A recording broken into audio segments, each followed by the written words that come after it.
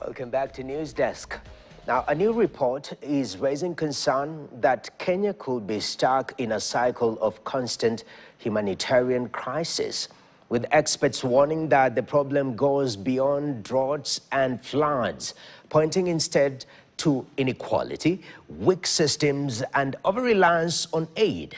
And as our reporter, Kamariki, tells us, corruption is still at the center as experts ask the government to seal loopholes to save the lives of many Kenyans.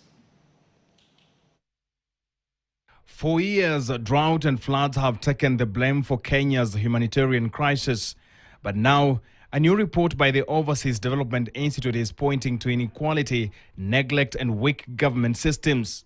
The report says communities, especially in arid and semi-arid areas, have been left behind for decades. Is really devolution really doing the work we wanted to do?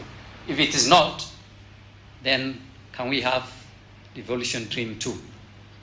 Reworked so that we don't devolve corruption, nepotism, and so many other things that are happening. Even with the devolution in place, the counties that suffer the most still have the least resources, raising concern about how effective current systems really are. The report also questions how aid is managed, saying too much reliance on external organizations and short-term projects is weakening long-term solutions.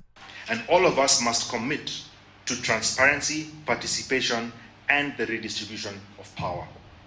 Because we cannot keep asking communities to be resilient while keeping them powerless. And we cannot address inequality without centering local leadership at the heart of our crisis response. And with global aid reducing, leaders now say Kenya has no choice but to look inward.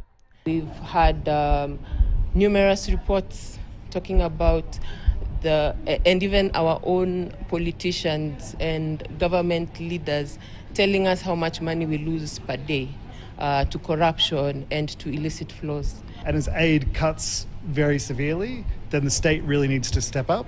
And a key issue here is the country has about 1.5 billion estimated annually as being lost to illicit financial flows, including corruption. And so that needs to be addressed because that is vastly more than the 400 million approximately per year in humanitarian funding. So addressing illicit financial flows will be far more consequential than relying on humanitarian aid. They argue that tackling corruption and sealing loopholes that allow money to be lost could actually raise more than what the country receives in aid. Kamariki, KTN. All right, and quickly revisiting the Kibra law court situation, touching on former